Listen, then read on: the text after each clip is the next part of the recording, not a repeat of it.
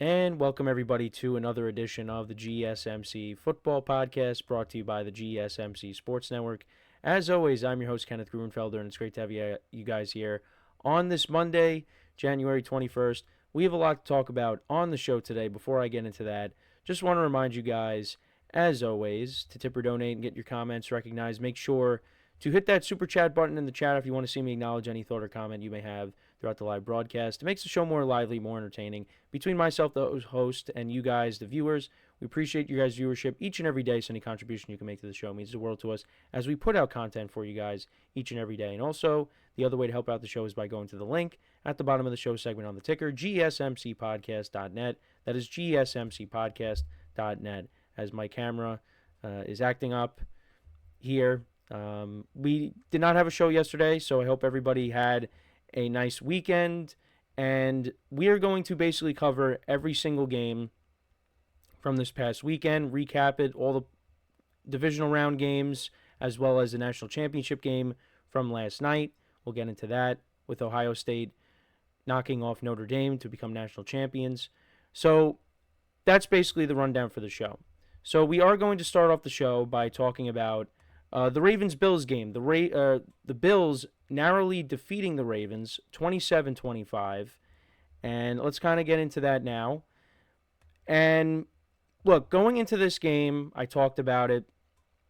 There was a lot on the line when it came to the quarterbacks, especially with Josh Allen and Lamar Jackson, because these are two guys that have kind of been accustomed to coming up short in the postseason over the last several years now.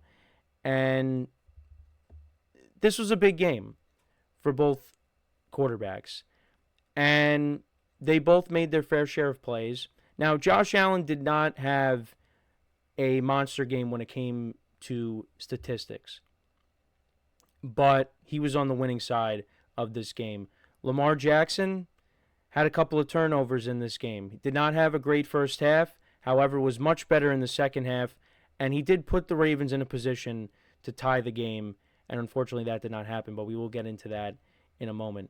But I will say, the first drive of the game, the Ravens went right down the field and they scored a touchdown. So they made a statement on that drive, and you thought, okay, here we go.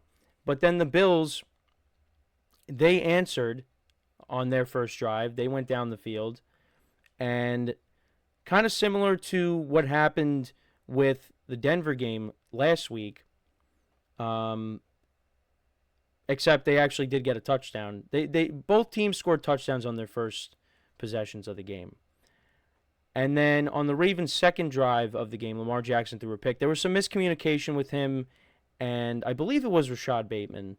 Yeah, he was trying to hit Rashad Bateman. There was miscommunication there. It led to a pick. But thankfully for the Ravens, that didn't lead to any points. So the Bills punted on their drive. And then Lamar Jackson, I don't know what happened on this fumble here, but he ends up getting tackled by Damar Hamlin, and he just straight up drops the ball. Like, it's not like Damar Hamlin knocked the ball out, and we saw that throughout the weekend. Players knocking out the ball on offensive, or defensive players knocking the ball out on offensive players, pulling a Charles Tillman there. But yeah, so I don't know what happened, but yeah, Lamar Jackson, he gets sacked. They credit Damar Hamlin with the sack and the fumble, and Von Miller picks it up. He returns it 39 yards. And that sets the Bills up at the Ravens 24, and Josh Allen from 1 yard out scores a touchdown. That makes it 14-7. Now, the Ravens did go down the field. They did answer. They got a field goal to make it 14-10. But then the Bills went 9 plays, 70 yards down the field, and Josh Allen once again scored another rushing touchdown. He didn't have any passing touchdowns through the air in this game, and actually threw for the ball for only 127 yards in the game. But yeah, it was 21-10, not looking good. But the Ravens, they looked better in the second half. Like I said, Lamar Jackson put together a very good second half. It's just the turnovers, kind of put them behind, especially the fumble. The interception, not so much, but again, who knows what would have happened if they didn't throw a pick. Maybe they could have gotten points out of that drive. We'll never know. But we go to the second half. The Bills punt. They went 3 and out very quickly. Ravens then scored a field goal to make it 21-13. Bills punted again, And then they went on a 7-play, 80-yard drive, the Ravens did, down the field. And Derrick Henry from 5 yards out scores a touchdown. I believe that was a direct snap to Henry. I could be wrong. But either way, scores a rushing touchdown. That makes it 21-19. They did go for 2, but they didn't convert it. So it was 21-19. Bills then went down the field on their next drive. They went 10 plays, 37 yards. They get a Tyler Bass field goal to make it 24-19.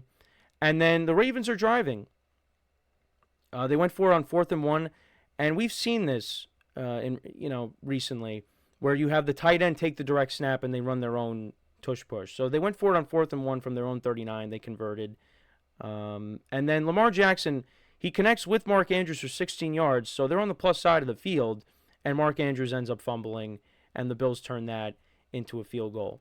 So now it's up to Lamar Jackson. Try to go down the field and lead a potential game-tying drive. And that's what he did. They went 8 plays, 88 yards down the field. There was a fumble on the drive, but the Ravens recovered it. They got down to the Bills' 24-yard line, and Lamar Jackson had all day to throw on this play. And eventually he finds Isaiah Likely for a 24-yard touchdown, and then they go for 2. And it was the right play call. Mark Andrews was open. Lamar threw it to him, and Mark Andrews ends up dropping it. And then the Ravens go for the onside kick. They don't get it. And then the Bills pick up a first down because the game still wasn't over yet.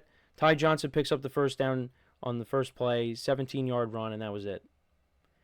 And everyone is all over Mark Andrews. And I did think of this play before I even saw it on social media, but if you remember from a few years ago, they ran a 2-point conversion play against Pittsburgh, and it was to Mark Andrews. And I think the pass by Lamar was a little bit too out in front of Andrews because Andrews was reaching up with one hand to try to catch it, so that ended up being incomplete. Then they showed one the same year with Tyler Huntley, and that one was a tougher catch. There were Packers defenders around Andrews. That really wasn't on Andrews. Tyler Huntley was trying to fit it in, thread the needle, and they didn't convert on that. This one, this is on Mark Andrews. Mark Andrews has to catch that ball. Now, I was listening to what Chris Sims had to say on this play yesterday, and he said, he was on the Kay Adams show, and he was saying that Lamar's got to throw that ball sooner. And he's probably right, but ultimately, Andrews has to make that play. He has to make that play. That was right in the breadbasket. Even if Lamar, should have threw it sooner, Mark Andrews has to hold on to that ball. And he didn't. And the Ravens end up losing the game. Now, is it all on Mark Andrews? Lamar Jackson didn't play well in the first half. The defense, they let the Bills go right down the field in their first drive. It's more than just one guy. Now, is Mark Andrews a big reason why the Rangers lost or the Ravens lost? Yeah. Because he fumbled the ball. The Ravens were driving. And, the Bills turned that into points. And then this was a play that should have been made. And this would have tied the game. Now, there was time left in the game, so Josh Allen and that offense could have went down the field and scored, or set up Tyler Bass for a game-tying or go-ahead field goal, game-winning field goal, and then that would have been it. But we'll never know because Andrews didn't make the play. And, you have people on social media talking about trading him and cutting him and all that. It's tough because Mark Andrews is a very good player. He's coming off of a solid year, and now he's got to think about this the entire offseason. And this is tough on Lamar Jackson because, once again, his team comes up short in the playoffs. Now, I would have liked to have seen Derrick Henry get more involved. I mean, in this game, he didn't really do a ton. I mean, he did have one big run at one point. He did have a drop early on in the game. That was on the first drive of the game, but the Ravens turned that into a touchdown anyways.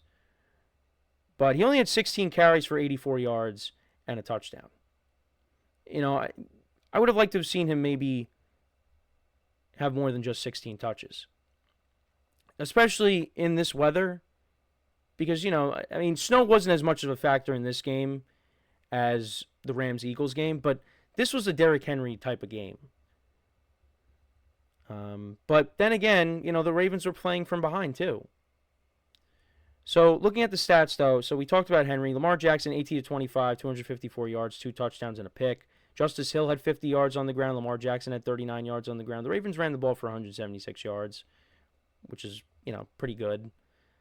Isaiah Likely, their leading receiver, 4 receptions for 73 yards and a touchdown. Rashad Bateman had that touchdown early on. He had a 42-yard catch in this game as well. That set up, I don't know, did that set up one of the field goals?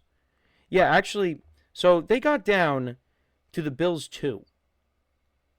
This was a key stop by the Bills. So you get the ball down at the 2-yard line after the catch by Bateman, and then you have Henry lose a yard. Then Lamar Jackson gets sacked, and then there was an incompletion trying to hit Henry over the middle, and that led to a Justin Tucker 26-yard field goal.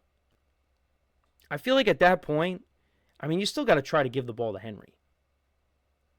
Let him punch it in from there. So that was a big drive by the Bills, holding the Ravens to only 3 points. But yeah, Bateman, he was pretty good, this year. They gave him a new contract, had 9 touchdown receptions in the regular season. They were without Zay Flowers. He stepped up over these last 2 games. But, yeah, that he was their Likely was their leading receiver. Bateman was good. Andrews had 5 receptions for 61 yards, but he had the fumble. Lamar Jackson had a fumble in this game. The Ravens defense only 1 sack of Josh Allen, who went 16-22 for 127 yards, no touchdowns, no interceptions. And the Bills ran the ball for 147 yards. Josh Allen had 2 rushing touchdowns. Ray Davis had a rushing touchdown in this game. James Cook, 67 yards on the ground. Khalil Shakir, 6 receptions for 67 yards. James Cook, 3 for 15. Matt Collins, 1 for 12.